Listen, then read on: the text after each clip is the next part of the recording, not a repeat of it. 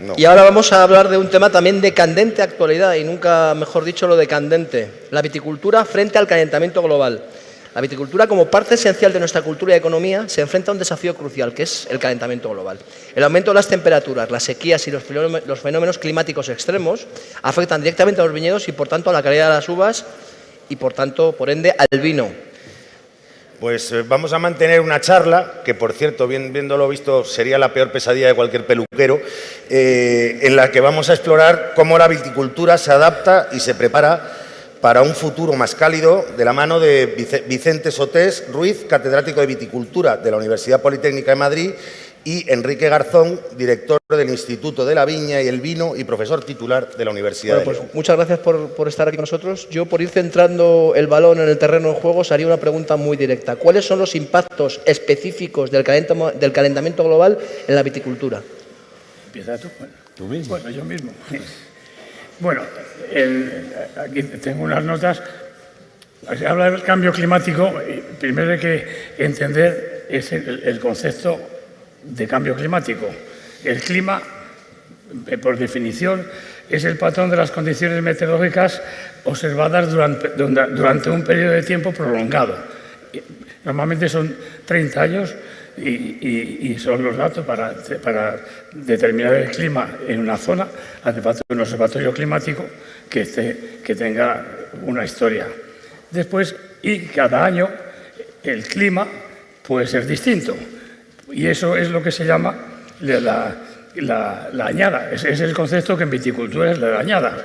Pues, y además aparece en muchas etiquetas de los vinos. Este vino es de la añada del 2012. ¿Por qué? Porque ese año las condiciones fueron muy favorables.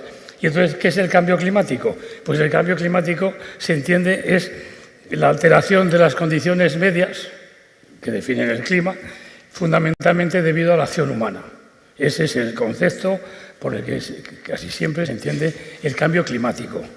Y usted está diciendo que son periodos de 30 años. Eso es un observatorio. Sí, Para ver el observatorio hay unos datos de temperaturas máximas, mínimas, lluvias, etcétera, y esos datos normalmente son datos que proceden de una media de 30 años, no de un año. Este patrón del que estamos hablando de veranos más extremos, índices menores de pluviometría, ¿de cuántos años atrás estamos hablando que se ha detectado? Normalmente son periodos de 30 años.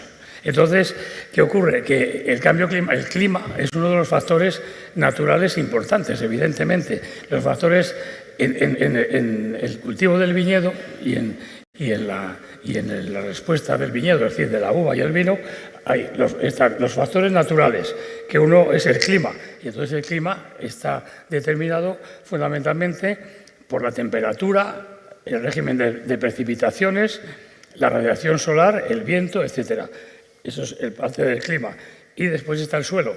Y entonces el suelo interviene el perfil del suelo, la profundidad que tiene, la composición, la hidrología, el clima del suelo y la actividad biológica, que es el microbioma. Entonces, en los factores naturales, al clima y al suelo, aparece otro factor que tiene relación con los dos, que es lo que sería la geoforma, que es la altitud, la pendiente y la exposición, y el topoclima. Entonces, todo eso son los factores naturales. Entonces, a veces dicen, no, es que aquí las temperaturas, a veces cuando se hacen trabajos en unas zonas grandes, a veces tenemos limitaciones con la disponibilidad de observatorios que tengan datos históricos medidos, y entonces hay que hacer interrelaciones, etc.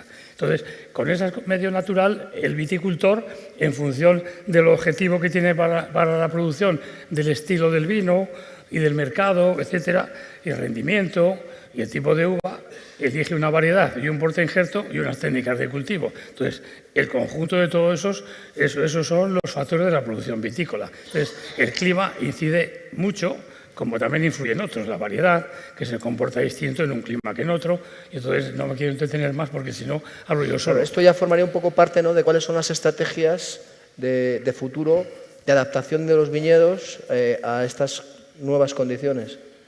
Bueno, lo que está claro y es evidente es que parámetros climáticos están siendo modificados. El clima como conjunto todavía se tiene que demostrar y se demostrará, pero lo que son los parámetros climáticos evidentemente están siendo modificados. Tenemos temperaturas más altas, precipitaciones más bajas, a destiempo además, es decir, ahora aparecen tifones, ciclones, es decir, cosa que antes no teníamos. ¿Cómo incide en la producción vitícola? Bueno, está claro que por los trabajos que estamos realizando, lo que estamos viendo ahora en muy poco periodo de tiempo, es decir, sin llegar a saber tan siquiera si hay un cambio climático global, lo que sí que está claro es que todo eso va a incidir y no va a ser positivo. Es decir, nos estamos encontrando con que se habla de la temperatura, continuamente la temperatura, pero es que la temperatura del suelo también está cambiando. Eso significa que las reacciones químicas son más rápidas, es decir, algo básico que sabemos de química es que por cada 10 grados centígrados se multiplica por 2. Con lo cual significa que todos los procesos de oxidación-reducción que se producen en el suelo son más rápidos, lo que está provocando son bloqueos en la absorción de nutrientes por parte de las plantas. Nos estamos encontrando con evoluciones de materias orgánicas mucho más rápidos y de alguna manera estamos tratando de adelantarnos a todos estos factores que afectan al clima, pues de alguna manera tratando de tener otros compuestos, reducir las reacciones y tener materias orgánicas que sean capaces de retener el agua. Es decir, no solo y exclusivamente que sean como parte del complejo arcilloquímico, sino que al mismo tiempo sean capaces de modificar un poco el ecosistema del suelo. No olvidemos que cada vez que aumentamos la temperatura, todos los microorganismos que hay en el suelo también van más rápido. Eso significa que los patógenos cada vez los encontramos en mayor proporción, en mayor concentración, en mayor cantidad.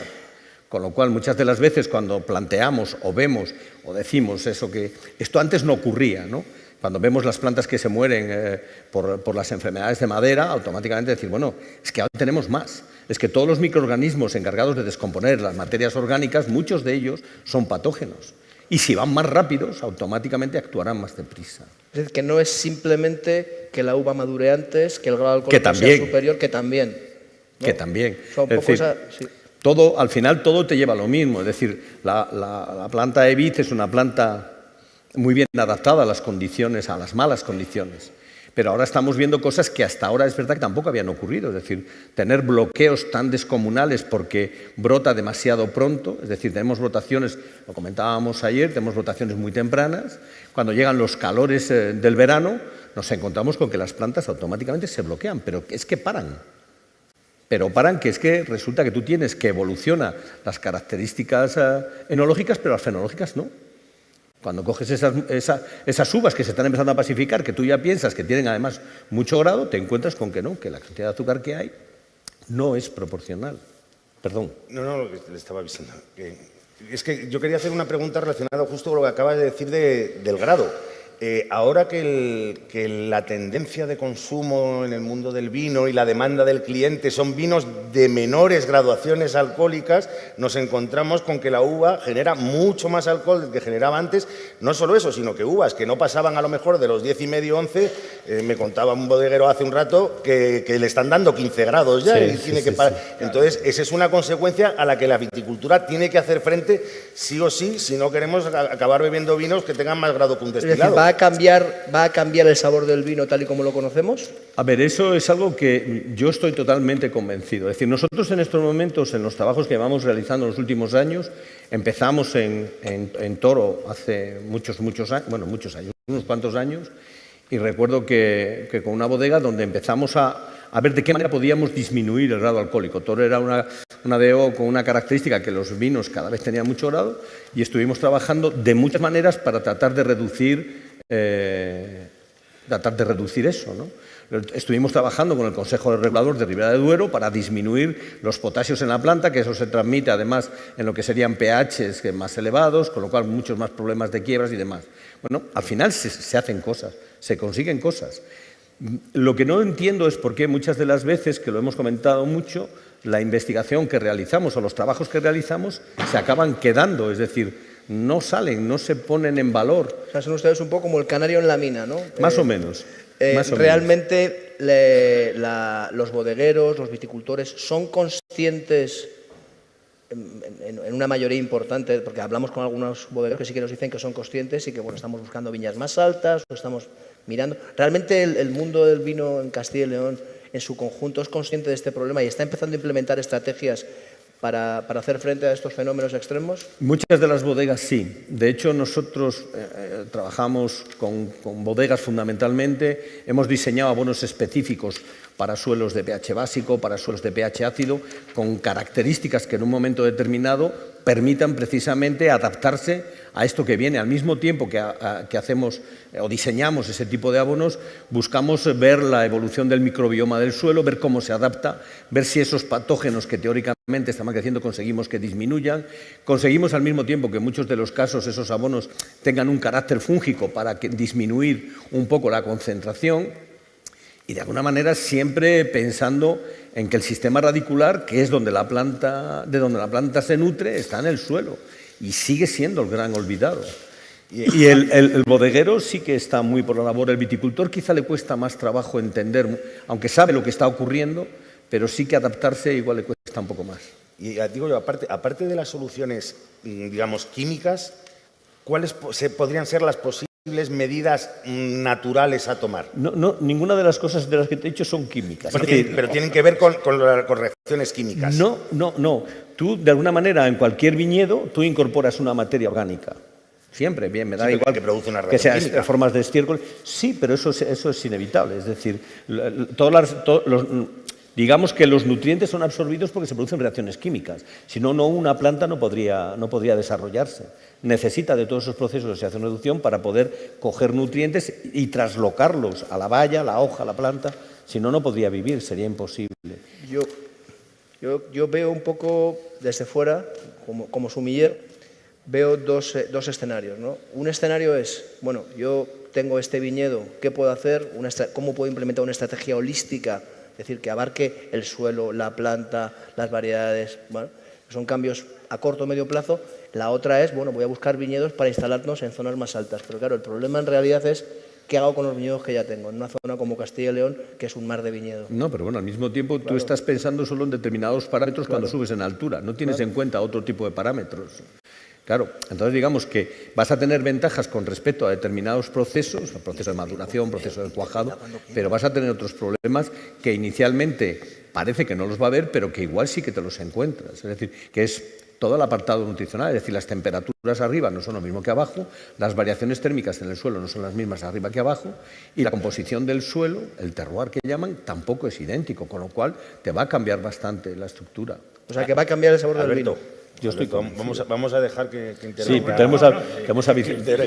El problema es que tenemos dos profesores de universidad es que nos callen, es lo complicado. Bueno, entonces hay unos aspectos del cambio climático que yo comenté un poco que son los que refieren a la afectación de los factores climáticos de la temperatura y otros el agua. Es decir, que hay el ciclo está cambiando, hay algunos trabajos científicos sobre efectos del cambio climático que se están haciendo en muchos países.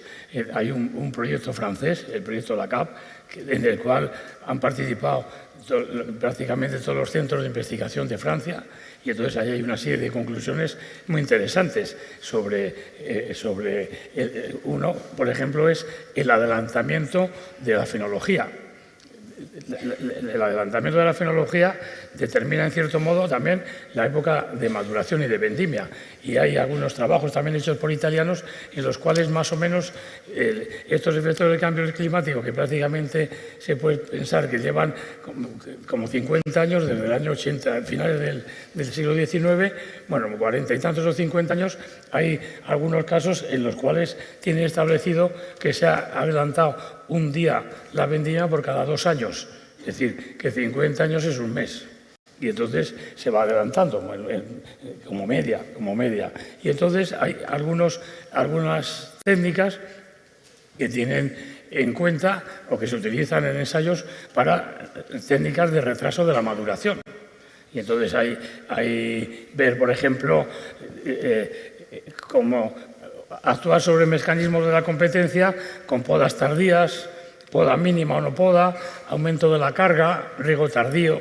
Esos son unas ¿Los cosas... sistemas de conducción también? Por menor fotosíntesis, reducción de la superficie foliar, por recortes de pámpanos o deshojados, o bien en la zona apical o en la basal. Forzado de nueva brotación tardía, reducir las temperaturas en los racimos, sombreamientos con redes o con mallas y pulverización de sustancias reflectantes y cambio de sistemas de conducción. Bueno, los sistemas de conducción, el vaso, cuando se hablan de temas de efectos de cambio climático y perspectivas de futuro, hay zonas en las cuales las temperaturas tienen tendencia a disminuir, como sucede en Europa, en la zona norte de Europa. Por eso de vez en cuando aparecen notas de prensa que la producción de la viña se va a producir en Inglaterra o en Dinamarca. Bueno, claro, después del óptimo climático medieval en el que había viñedos en Inglaterra, aquello desapareció y ahora parece que volvemos, ¿no? Es que los romanos extendieron el viñedo en el Rin y llegaron hasta Escocia. En las Galias y llegaron hasta Escocia, los romanos. O sea, analizando pues, las pequeñas glaciaciones, el óptimo climático medieval, diferentes momentos, yo les pregunto a ustedes como expertos, ¿realmente tenemos noticias de cómo en aquella época los agricultores y los viticultores se adaptaron a estos cambios? Porque ha habido cambios a lo largo de la historia, ¿no? Yo creo que difícilmente. No sabe, difícilmente, ¿no? Yo lo que quería comentar era que cuando hemos hecho estudios de predicción y de planteamientos de futuro, la zona que encima nos afecta mucho, la zona más dañada desde el punto de vista de excesos térmicos y falta de agua es la zona mediterránea, es decir, la zona mediterránea en la cual está el 30% del viñedo del mundo y una gran parte del viñedo español. Este de Salamanca está en una zona más intermedia, no es mediterráneo puro, pero bueno, pero se acerca, es decir, que bueno, esa zona mediterránea. Pero bueno, y entonces esa cuestión de que los viñedos se van a producir en otro sitio es muy y bueno, ahí. No, yo quería hacer, respecto a lo que he comentado antes, la gran pregunta del millón, es si todas esas medidas para combatir el grado van a afectar de alguna forma la calidad del vino, porque al final, como consumidor, a mí lo que me preocupa es que el vino esté igual de bueno. Y yo no sé si todas esas medidas pueden afectar o no a la calidad de la uva. O el estilo de los vinos del futuro. Bueno, el estilo está cambiando el estilo está claro que va a cambiar. Pero vamos, está cambiando continuamente. Es decir, acabamos de escuchar a Dean Atkins, es decir, si a cualquier otro gurú, automáticamente marcan la tendencia. Pero hay cambios que están basados en modas y hay cambios que están basados en que solo puedas hacerlo así, ¿no? No, al final siempre nos adaptaremos al consumidor, siempre nos adaptaremos. O sea, que ustedes lo primero es que quieren mandar un mensaje optimista. Sí, totalmente. Vino va a haber. Vino va a haber y va a haber vino bueno. Sí, seguro. Sí, ayer en algún momento hay cuando en reuniones, en otras reuniones sobre el cambio climático, después de todos estos temas negativos que comentamos, porque otra cosa que iba a comentar yo ahora son los cambios de variedades, que esa es otra, de material vegetal. Y entonces, ahí dice, el caso es que el cambio climático es un problema con la temperatura, el agua, tal, y es un problema de los últimos años, pero nunca. La calidad de los vinos en los últimos tiempos es altísima. ¿Por qué? Pues porque hay mucha gente siguiéndose, hay muchos técnicos y mucha preocupación por cultivar bien el viñedo, y esa preocupación existe. Y entonces el cambio climático pues es una alteración, pero hay muchos estudios y muchas soluciones para que los vinos, tal como dices, sigan siendo de máxima categoría, y los vinos actualmente son muy buenos. Es decir, que hay muchos vinos buenos conseguidos en situaciones difíciles. Yo creo, Vicente, que incluso cambiarán hasta la idea de los tipos de portainjertos. Vamos a tener más portainjertos precisamente para elegir, para irnos adaptando a todas estas condiciones. Nosotros hicimos un trabajo, estuvimos trabajando con una empresa en Sudáfrica, donde ellos estaban buscando ya también adaptarse a las variaciones climáticas y estaban mirando cómo obtener también nuevos portainjertos que se adaptasen a las condiciones de esas variaciones que vamos a tener en el clima, pero en el suelo. Es decir, de alguna manera, el sistema radicular va a ser mucho más importante precisamente porque se tienen que adaptar a condiciones diferentes. El sistema, perdona. El sistema radicular es fundamental, por eso hay muchos trabajos ahora en el desarrollo de la viticultura moderna y de intentar desarrollar lo máximo posible la profundidad del suelo para que sea ocupada por las raíces, con cubiertas vegetales, con la viticultura regenerativa, etcétera, para que las raíces estén más abajo y entonces ahí tienes más respuesta a la absorción de agua. Pero el tema de los portainjertos casi lleva un poco la contraria, porque hay pocos trabajos de desarrollo de variedades, de patrones, de obtención de patrones. Y los patrones, lo que se recomienda son patrones vigorosos y que retrasen el ciclo. Pero así son los patrones generalmente utilizados en España, el 110 Richter, el 140... Sí, pero eso vamos a tener que cambiarlo. Sí, pero fíjate que hay algunos patrones que están obteniendo en unos trabajos en Australia, pero hace unos pocos años, pero en casi ningún centro de investigación se dedican a obtener patrones, sino fundamentalmente a la mejora de variedades. Y sobre todo de lo que antes habló por aquí, de la selección masal. Sí, pero van a tener que cambiar. Sí, sí. Eso está claro. O sea, vamos a tener nuevas variedades de uvas que van a ir llegando, ¿no? Bueno, se está haciendo una recuperación de variedades tremendamente importante, lo hemos visto, en este congreso se ve más. Pero aparte de eso, se va a estudiar mucho más el apartado del suelo y los portainjertos, porque lo que comentaba Vicente hace un momento, es decir, hasta ahora se está mucho por lo que se hacía antes, no voy a labrar, no voy a no sé qué, es decir, si cada vez tenemos, como va a ocurrir, problemas con el agua, aquellos suelos que no se consiga oxigenar, hacer que sean más permeables, que tengamos un desarrollo radicular más profundo, nos vamos a encontrar que cuando llegue la época estival van a tener bastantes problemas. Es decir, los racimos no van a llegar a conformarse bien porque estamos viendo que las temperaturas, aunque es un parámetro climático, cada vez nos limitan más. Este año pasado hemos visto temperaturas en Mallorca de 43 grados y con hacer 8 o 9 tratamientos contra oidio en la zona de Mallorca por la humedad relativa que hay y de alguna manera que es que encima se riega. Luego, claro, variedades sensibles sigue habiendo muchas. Es decir, se va a seleccionar mucho, yo creo, las variedades, como decía Vicente, en función de cómo van esos parámetros climáticos. No, y luego plantas que se adapten a la profundización de la capa freática. Sí. O sea, que tiren de raíz hacia abajo como si fueran aliens. Sí.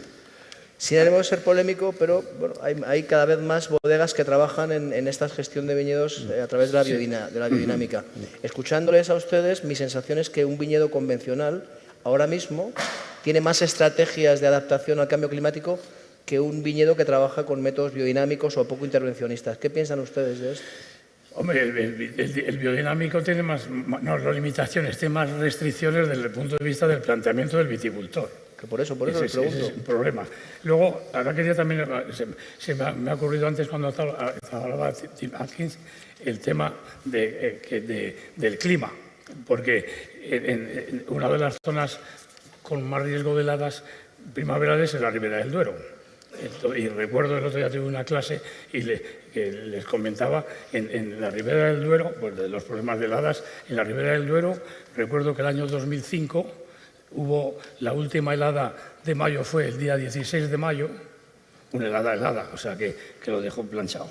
Y ese mismo año, el día 17 de septiembre, hubo una helada cuando las uvas estaban en el proceso de envero avanzado.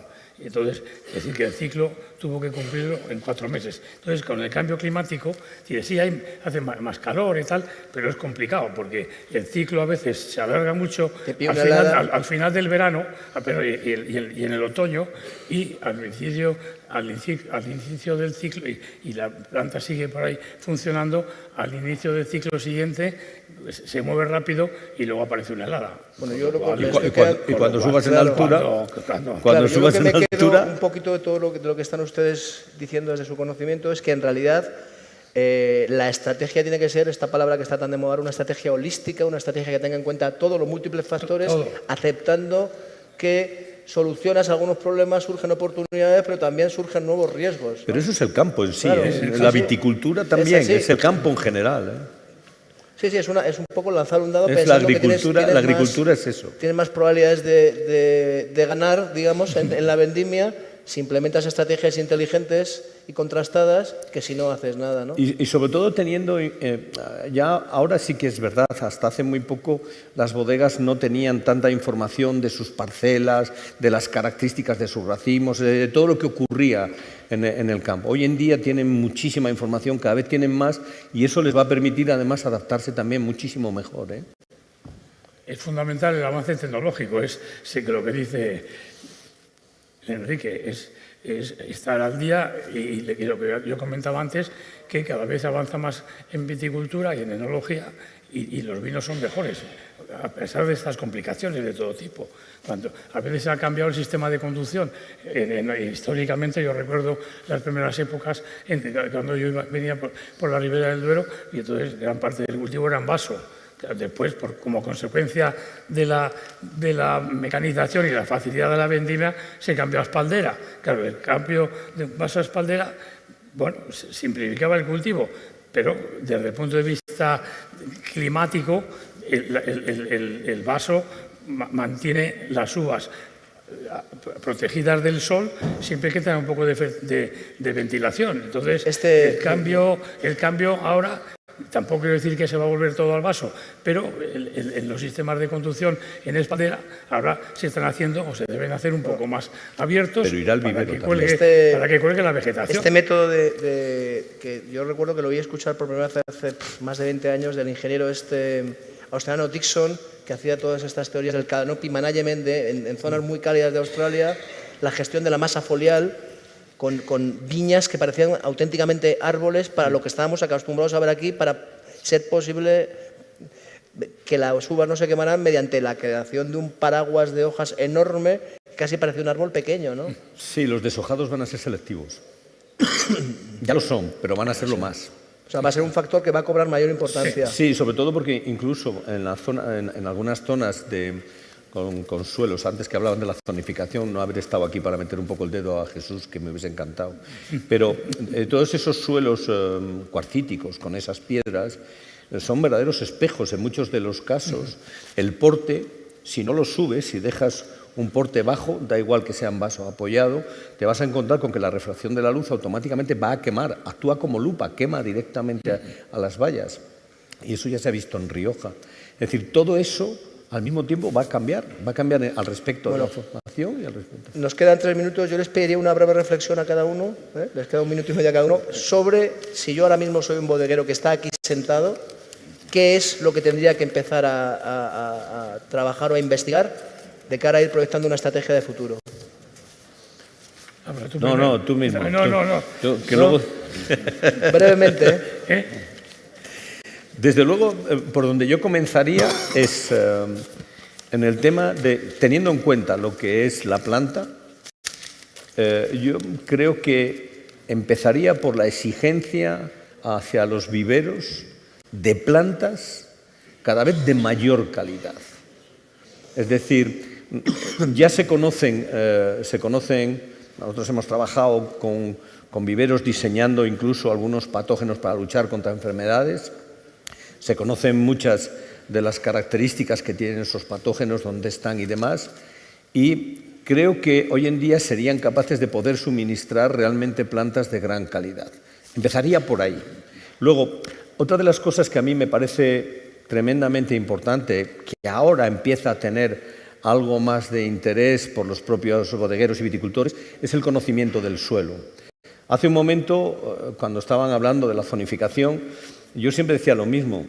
¿Cuánto cuesta una hectárea de planta de vid? No lo sé, hay muchos aquí, pero podemos calcular sin el suelo que estamos alrededor de 20.000 euros, o sea, son 3.000 plantas por hectárea, a 1 euro y pico, más alambres, más postes, más tal. Podemos suponer que eso, 14, 15.000. La mayoría de las bodegas no conocen cuáles son las características de sus suelos. No conocen exactamente qué horizonte les puede crear en un momento determinado un problema. No conocen si tienen que poner portainjertos a 40 centímetros de profundidad o a 30 centímetros de profundidad, porque no conocen si ese horizonte B es o no un problema para esa área. Es decir, creo que el conocimiento de lo suyo, para mí me parece la parte más importante. Y luego la exigencia hacia todos los demás de que lo que les llegue sea de calidad. Yo voy a decir ya solo una frase porque ya se está acabando.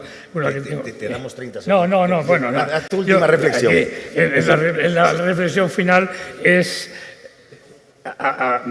ahondar bien en las soluciones locales para las estrategias globales.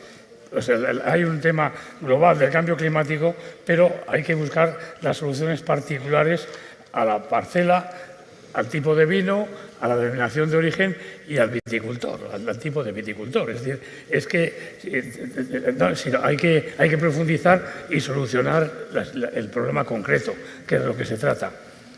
Vicente Sotés, Ruiz, Enrique Garzón, muchísimas gracias.